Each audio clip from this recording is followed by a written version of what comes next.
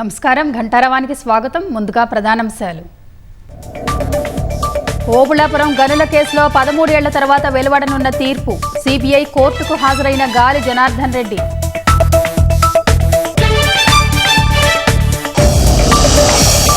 RTC ఉద్యోగులకు యాజమాన్యం బహిరంగ లేఖ.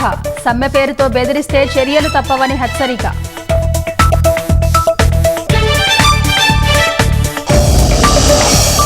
ఈ నెల 8 నుంచి అందుబాటులోకి హైడ్రా పోలీస్ స్టేషన్. భూ కబ్జాల ఫిర్యాదుల ఆధారంగా విచారణ చేసేలా చర్యలు.